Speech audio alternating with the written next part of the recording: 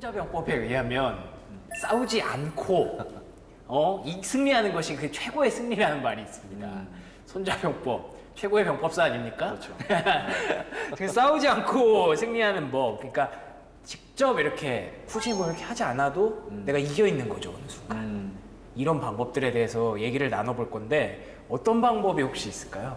또 어려운 질문 같긴 한데 네. 저는 아직 그 단계까지는 못 간 것 같고 오. 네, 그러니까 어떤 사람들이 있냐면 아예 자기가 방어막을 딱 쳐놓는 느낌의 사람이 있어요. 방어막. 나한테는 아무도 못 들어와. 근데 그 방어막은 누구냐면 주변의 평판, 이 쌓인 신뢰, 조금씩 이 사람에 대한 저 주변에 팬들이 생기면 팬덤이 형성된 사람들. 팬덤이 형성. 팬덤. 정말 있어요. 되게 나이스한 거예요. 그렇다고 친하지도 않아요, 그 사람하고. 막 깊게 친하지도 않은데 그래도 싫어하지도 않는데 그쪽 하자면 어쨌든 좋은 평판을 받는 사람.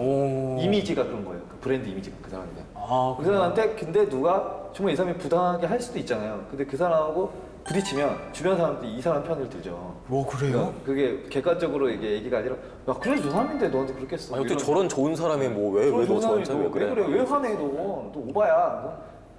질 수가 없는 사람인 거죠. 아 내가 나쁜 네. 사람이 되는. 네, 오히려 이 사람이 개기면은 뭐 이렇게 건들면은 자기가 더 나쁜 사람 돼버리고. 저 친한 실장님 그런 분이 계세요 정말. 그런 사람이 있더라고요. 뭐 어떤 존재길래 그렇게 마인드 컨트롤 엄청 잘하시는 분이. 절대 화내는 걸 본 적이 화내는 없고요. 아. 그렇다고 뭐 누구 험담도 안 하고 험담도 안 하고. 안 좋은 얘기도 안 하시고 그렇다고 해서 뭐 정치적이지도 않아요. 정말 그냥 업무만 잘하시고 업무도 즐거우신 잘해요. 분이세요. 정말 착하신 분이요. 네, 정말 열심히. 근데 중요한 거는 그분도 자기 얘기를 많이 안 해요. 네. 속 깊은 얘기나 이런 얘기 안 해. 그래서 차라리 이 사람 잘 모르지만 그렇게 뭐 싫지도 않고 그런 사람인데 되게 좋은 평판이 있죠. 맞아요. 세상 음흉한 사람이지.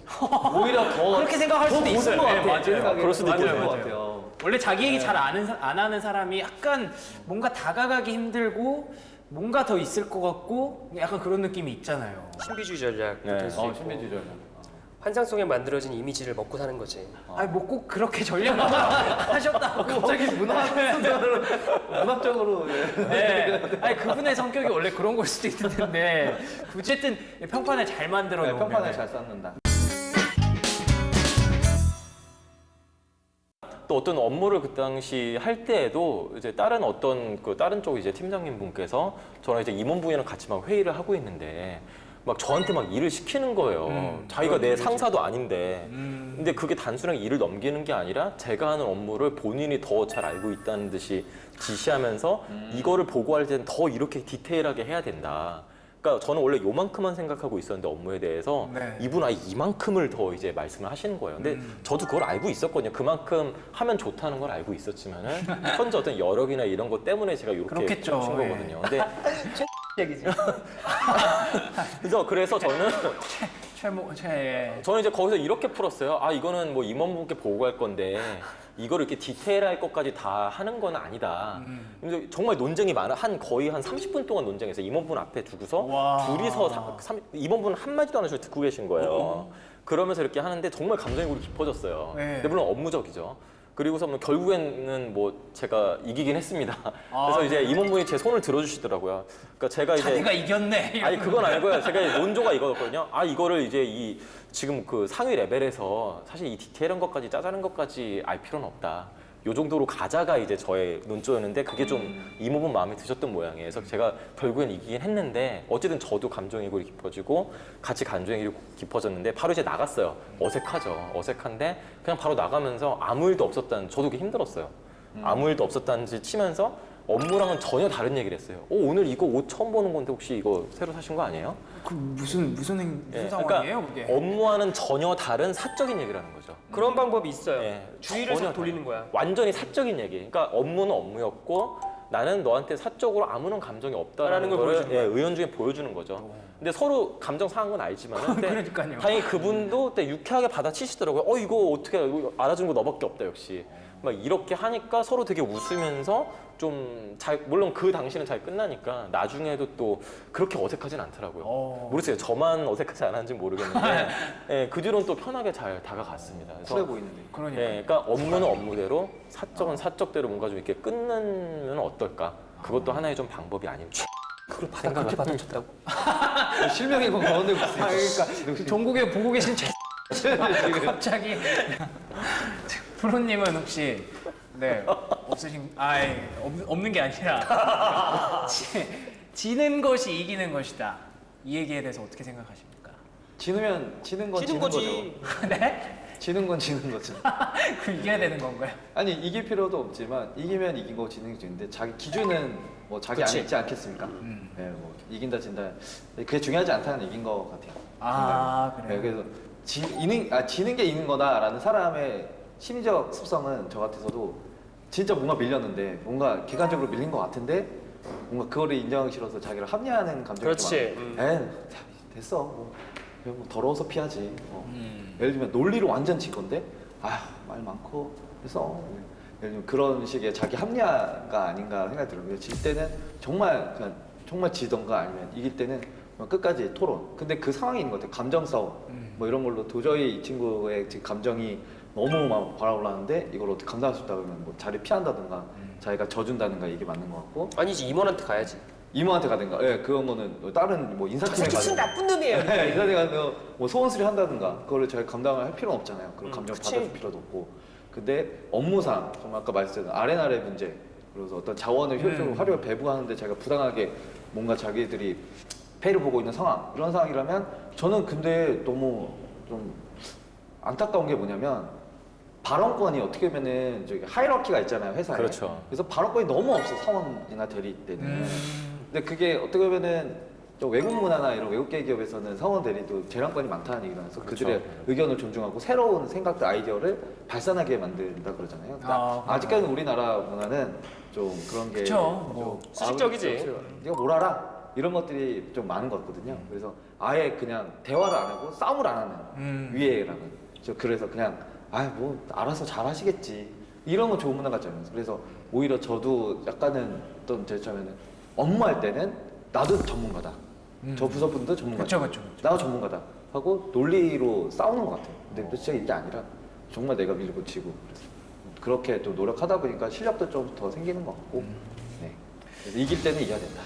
이길 때는 이겨야 된다. 그럼 혹시 8년 전에는 이기셨나요? 지셨나요? 그거는 참 복합적인데 비겼나요? 그러면 그날은? 이제 남자가 또 질 네. 때는 져줘야 돼. 질 때는 또 져줘야 된다. 질 때는 지는 게 지는 거다. 진 건 진 인정한 거다. 거죠. 네. 부산 사나이. 진 게 나쁜 거는 아니고 진 건 진 거다. 그래서 그런 건지 모르겠지만 회사 내에 젊은 꼰대가 얼마나 있느냐라는 조사에 69%의 직장인들이 직장 내에 젊은 꼰대가 있다라고 대답을 했다고 합니다. 요즘 직장인들이 그냥 꼰대보다도 이 젊은 꼰대 때문에 굉장히 괴로워한다고 하는데 왜 부장님도 뭐라고 안 하는데 괜히 먼저 나서서 아까 말씀하셨던 그 뭐 과장이라든가 대리가 괜히 먼저 후배들한테 뭐라고 하는 그런 경우가 많이 있나요? 그러니까 뭐 속된 표현으로 뭐 알아서 긴다고 하죠. 네. 그래서 어떤 뭐 부장님이나 그분들이 뭔가 하기 전에 네. 어떤 뭐 물론 이제 목적은 좋겠죠. 팀이 잘 돌아가기 위해서 뭔가 좀 더 분위기를 좋게 하기 위해서라는 그런 어떤 그 목적 하에 네네. 바로 이제 어떤 사원 대리급들을 마음껏 굴리는 그런 마음껏 굴린다고요? 네, 그런 예. 과장님이 이전 직장에서 좀 본 적이 있었습니다. 아. 근데 아니라고 하시면서 말씀하시면 네. 툭툭 알아서 긴다, 굴린다. 익숙하신데요? 그게 있어요. 네. 뭐 그런 용어를 이제 공부를 했죠. 방송에 나오기 위해서. 공부를 하고 오셨고. 예. 공부해서 그렇게 그렇습니다. 예. 저는 학습의 효과를 믿습니다. 와, 네. 대단하시네. 되게, 효과라고 되게 하시네. 자연스러우시네. 예. 알아서 기는 분들을 좀 보셨나요? 주변에 팀장님 중에 그런 분은 계세요. 본인이 윗분의, 그러니까 팀장님 위에 계시는 매니저들한테 본인이 돋보이려고 엄청 밑에 사람들을 쪼는 거예요. 그리고 굳이 가이드가 저게 아닌데 저렇게 왜 오바스럽게 하지? 지나고 나서 보면 또 본인이 공치사로 막 메일 써서 막 다 보내고 이런 사람들이 그럼 또 저랑 나이가 그렇게 막 많이 차이 나지는 않아요. 그런 대표님의 입장에서 젊은 꼰대에 들어가는 그 범주 안에 계시죠? 네, 그 범주 안에 충분히 계신 분인데 그러시니까요. 되게 평이 안 좋죠.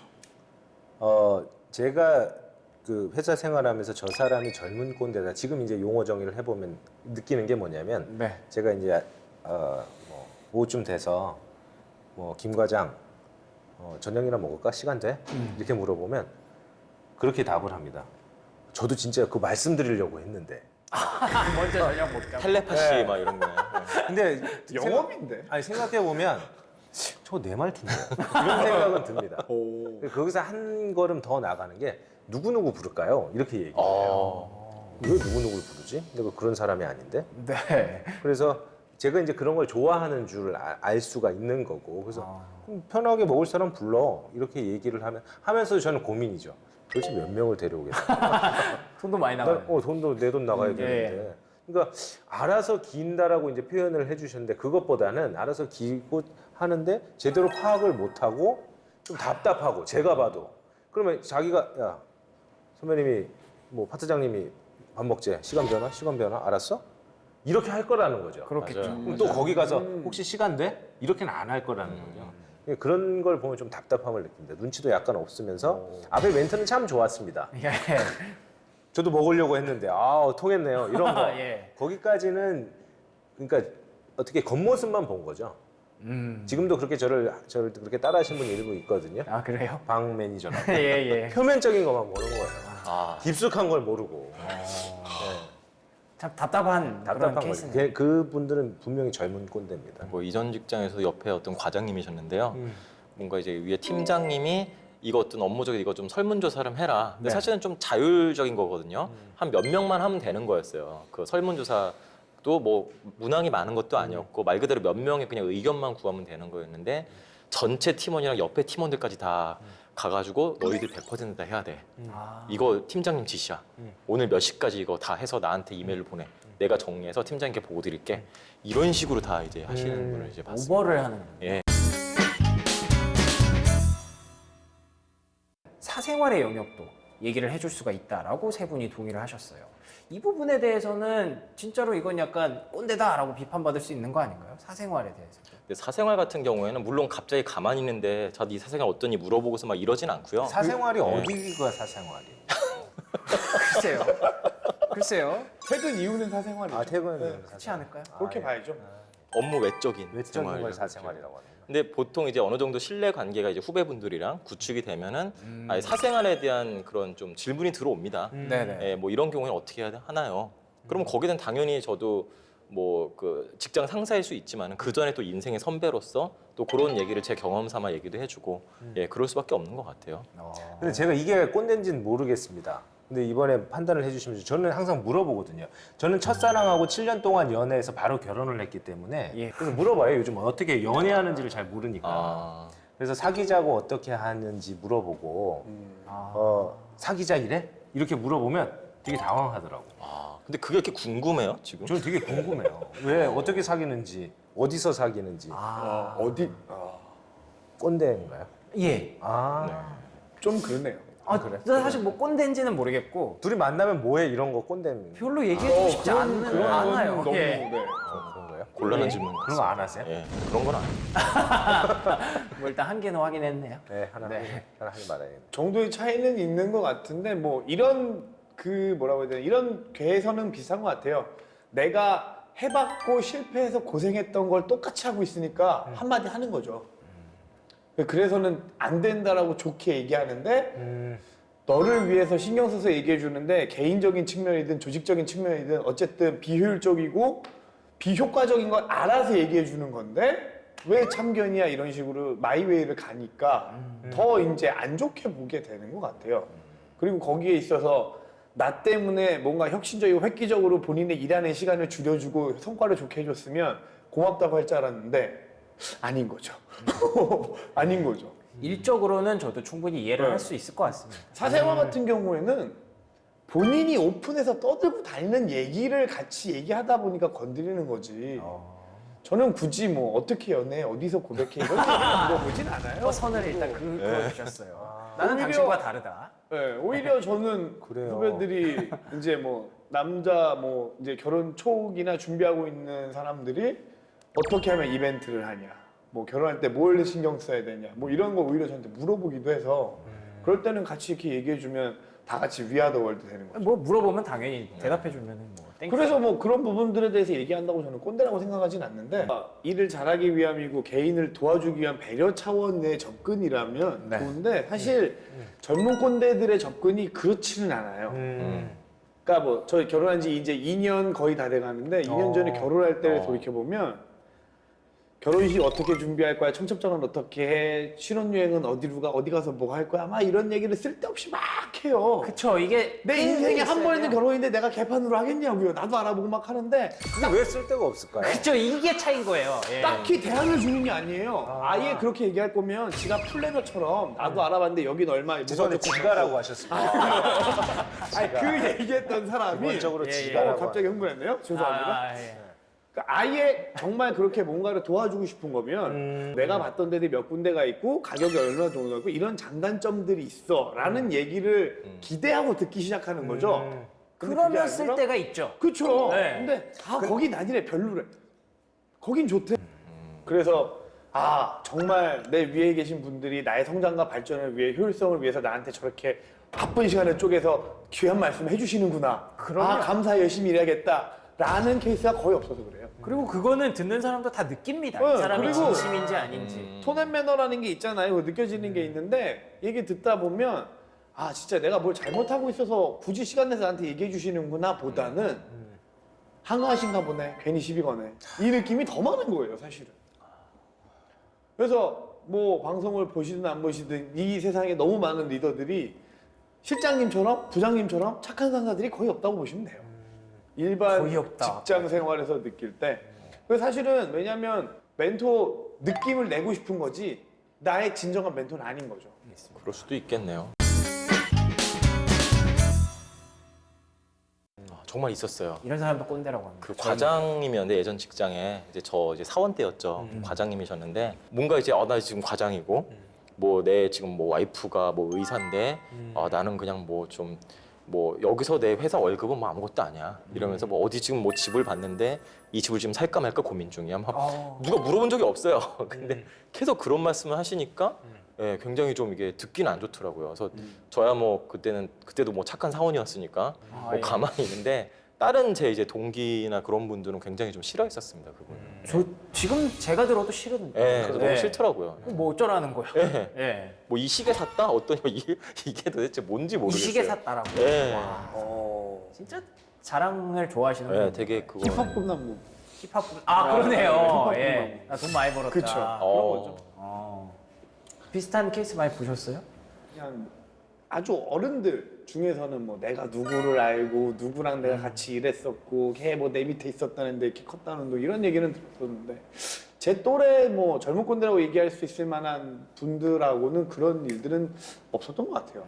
저도 젊은 사람들 중에서 그렇게 하시는 분은 못 봤던 것 같아요. 젊은 꼰대는 자기 그렇게 자랑하고 그러면 회사에서는 살아남지도 못하고 가만히 두진 않죠.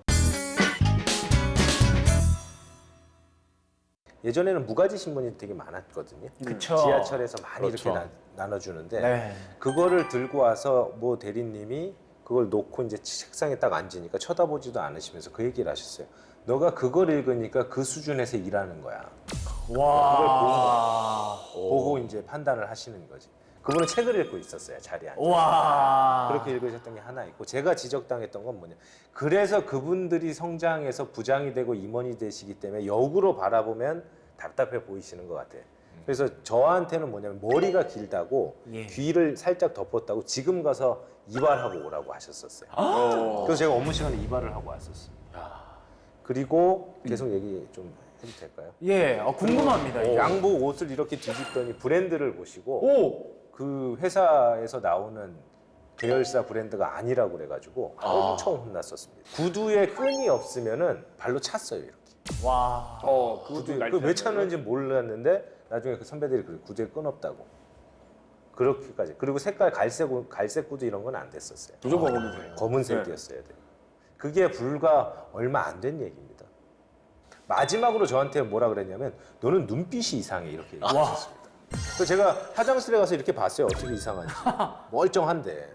그냥 싫어하신 거 아니에요? 근데 다 모든 사람한테 그렇게 간섭을 하셨어요. 본인 스스로는 되게 마이크로 매니지먼트 잘한다고 막 잘한다고 뿌듯하신 거 아니에요? 생각하시죠. 뿌듯해고 하셨었지. 진짜요? 저는 그래서 그분은 항상 빨간 펜을 들고 다니셨고 보고서에 정말 깨알같이 이렇게 피드백을 주십니다. 사범대 나오셔서.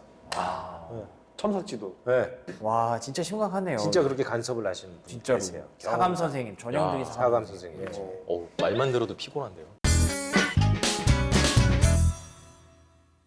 제가 생각하기에는 꼰대라고 하는 게 자기가 그 여태까지 인생을 살아오면서 이렇게 와서 이 자리에 있기 때문에 자기의 삶의 성공 방정식이 생겼습니다 이미. 그렇죠, 근데 그렇죠. 그런 것들을 다른 사람도 그렇게 따라왔으면 좋겠다. 그리고 강요보다는 난 이렇게 살아왔다는 걸 계속 자기도 확인받고 싶고 인정받고 싶은 욕구나 욕심이 있다 보니까 그게 그렇게 하는 게 맞아. 그래서 내가 이렇게 됐어. 라고 하는 거를 무의식 중에 전달하는 게 아닌가. 다만 저 사람하고 내가 시간적이나 공간적, 환경적으로 차이가 있기 때문에 그 변수를 고려하지 않으시고 쟤도 똑같이 나처럼 하면 될 거야.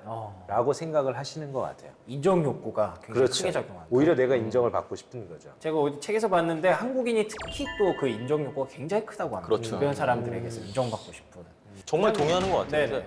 그러니까 그 손 실장님 말씀에 덧붙여서 말씀드리면은 저는 맞다고 생각하고요. 본인만 옳다고 생각하는 거죠. 내가 옳고 다른 사람이 생각하는 거는 나랑 뭔가 틀리기 때문에 이거는 아닌 것 같다. 내가 생각하는 게 맞고 내 방식만이 맞다. 이렇게 생각해서 그런 꼰대라는 게 탄생하는 게 아닐까. 제 동기 제가 3년 차 때 이제 그룹 TF로 파견을 갔었을 때 제 동기가 있었는데 그가 이제 저랑 저녁을 먹으면서 그런 얘기를 했어요. 야, 요즘 애들 진짜 너무한 것 같아요. 뭐가 너무해? 나보다 빨리 가, 나보다 늦게 와. 그리고 시키는데 입이 삐죽 나왔어. 여러 가지 불만을 막 얘기를 하는 거예요. 그리고 술을 따라주는데 남기더라. 그래서 제가 김대냐? 이런 얘기를 했습니다. 예. 그럼 먹고 뭐 이렇게 비워야 돼? 그렇게 하면서 제가 제 잔을 이렇게 봤어요. 잘하면 얘한테 맞을 수 차 있겠구나. 있던가요? 차 있잖아. 네. 그러니까 두 번에 꺾더라 뭐 이런 얘기도 하거든요. 어떻게 꺾어 마셔? 많이 편한가 보다. 저도 옛날에 많이 들어봤던 것 같아요. 그러시죠? 맞지는 않으셨죠? 맞진 않았습니다. 그러니까 그런 것들이 제가 동기고 근데 우리가 그래봤자 3년 차인데 예. 요즘 애들 1, 2년 차 애들이 그렇게 못한다라고 얘기를 하는 거예요. 그러니까 동기지만 얘도 진짜 꼰대 기질이 있는 거구나 이런 생각이 들더라고요. 저는 그렇게까지는 안 하거든요. 어린 마음에는 그랬었죠. 왜 쟤들은 나랑 다를까? 이건 기본 아니야? 왜 기본을 내가 가르쳐야 되지? 그러니까요. 라는 생각이 들었는데 지금에 와서 지금 저를 보고 지금의 그 사람들을 보면 그냥 다른 거예요. 다른 걸 인정하기 싫은 마음이 더 강하고 다른 걸 인정할 만한 여유가 없는 것 같고 뭐 저를 받아줬던 저를 키워줬던 리더들한테 한 번 혼난 적이 있었는데 그때 리더가 저한테 뭐라고 했냐면 야 여기는 회사지 너 일하던 태권도 동아리가 아니야 이렇게 얘기해 주셨어요. 워딩 그대로. 그래서 네가 뭔가 권력을 가지고 힘을 가지고 주도권을 가지고 사람들을 윽박지르고 누르려고 하지 마. 되게 후진 거야. 라는 얘기를 해주시면서 이런 상황들마다 어떻게 해야 되는지 계속 가르쳐 주시더라고요. 그리고 그렇게 해보면 실제로 그런 리더십을 보여주시는 분이 앞에 계시니까 내가 잘못 살았구나. 이게 다가 아니구나. 라는 생각을 하게 되면서 저도 이제 그때부터 좀 많이 변하기 시작했던 것 같아요. 저는 직원들하고 얘기할 때 제가 꼰대라고 생각할까 봐 조심해서 말하는 거는 잘 안 하는 것 같습니다. 그러실 것 같아요. 그게 실장님의 매력이죠. 네. 이렇게 뭐 직원들이 저한테 뭐 질문을 한다던가 혹은 뭐 복장을 한다고 했을 때 오히려 제가 오버해서 얘기를 하는 경우는 있습니다. 그럼 꼰대 같아요. 맞아. 어쩔 건데 이렇게 얘기하면 그냥 웃고 말거든요. 되게 편하시겠어요. 그렇네. 편하죠. 왜냐면 예. 어떡할 건데? 예. 욕을 할 거예요, 대놓고 앞에? 그러니까요. 그리고 앞에서 욕하는 게 오히려 시원해. 그렇게 얘기도 하고 제가 그 점심 때 저기 공원을 한번 돌고 와서 이제 옷에 앉는데 제가 덥더라고요. 그래서 약간 가을인데도 제가 선풍기를 이렇게 틀어놓으면 실장님 땀 냄새 나요 하면서 저한테 와서 페브리즈를 막 뿌리세요. 제가 기가 찬다고요. 기가 찬다고. 용기 있다. 네, 용기 있죠. 네. 근데 제가 이제 거기에서는 어떻게 대처할까를 오히려 고민합니다. 진짜 고민 되겠다. 이거는. 고민하셔야죠. 그래서 제가 머리에도 뿌려줘. 이렇게 얘기를 하면 머리에 뿌리는 거 아닌데 하고 뿌려요. 무슨 물 머리 주는 것도 열나니까. 아니고. 예. 근데 그런 게 좀 당황스럽기는 합니다. 그때는 어떻게 해야 될까? 화를 내야 되고 싶은데 그럼 꼰대인가? 이런 고민을 살짝은 하죠. 제가 뭐 불과 5년 전만 해도 회식 같은 데 가고 밥 먹으러 가면 막내가 수저 세팅 싹 해야 되고 메뉴 미리 알아놔야 되고 회식 갔다가 2차 가야 되면 미리 장소 알아봐야 되고 이게 되게 당연했거든요. 근데 지금은 안 당연한가요? 자기 수저 자기가 놓으면 되지 이걸 왜 막내가 깔아야 돼요? 누가 이렇게 얘기해요. 그래서 제가 처음 들었던 생각이 미친 거 아니야라는 생각이 들었던 거죠. 근데 그때 당시에는 걔만 미친 애 같았는데 점점 내가 미친 애가 되는 거죠. 그렇죠. 그걸 요구하는 순간. 그래서 저는 더 조심스러워지는 뭐 거예요. 정답을 말씀드리면 그냥 뭐 수저통 가까이 있는 사람이 그냥 놔주고. 맞아요. 그리고 이게 수저통이 부장님 옆에 있으면 갖다 놓고 해야죠. 이렇게. 그렇게까지 아니라 막내가 수저통 옆에 앉았어야죠. 항상 근본을 건드려주니까. 네, 그렇죠, 그렇죠. 센스라고 하는 거. 상석이 거기가 아니니까. 그러니까 그런 거를 서로 강요하고 얘기하는 게 서로 센스가 없고 신뢰가 없는 거예요. 그런 애를 미리 뽑았어야 되고 거기에 앉는 애를 뽑았어야 되는 거지. 가르치고 앉아갖고 꼰대야 뭐해 아우 답답해 너 해 일사불 돈 걷어 뭐 이런 거 진짜 아니라는 거지. 남고 남중 나왔니 안 뽑아야죠. 그러면 이제 땀 나실 때 선풍기를 트시면 안 돼요. 그러니까 맞아. 꼰대라는 말이 유행처럼 뭔가 지금 번지고 있잖아요. 그것도 약간 서로에게 이해와 공감이 없이 좀 강요를 하고 이해를 하려고 들지도 않고 약간 이런 모습들이 확산이 되면서 좀 그렇게 된 것이 아닌가. 자, 그래서 먼저 이렇게 남 이야기를 좀 더 생각해주고 그런다면은 꼰대라는 말이 사실 없어지진 않을 것 같아요. 워낙에 오래전부터 있었던 얘기이기 때문에. 그런데 이제 그 말도 조금씩 좀 사라지지 않을까요? 마치 예전에 뭐 유행어들이 사라졌던 것처럼 뭐 요즘 뭐 질 뭐 이런 거 안 하잖아요. 뭐 안습 뭐 이런 거 안 하잖아요. 네, 뭐 이렇듯이 모르겠네요. 그래요? 꼰대도 약간 유행어처럼 좀 사라지는 그런 날이 오지 않을까 한번 기대를 해보도록 하겠습니다.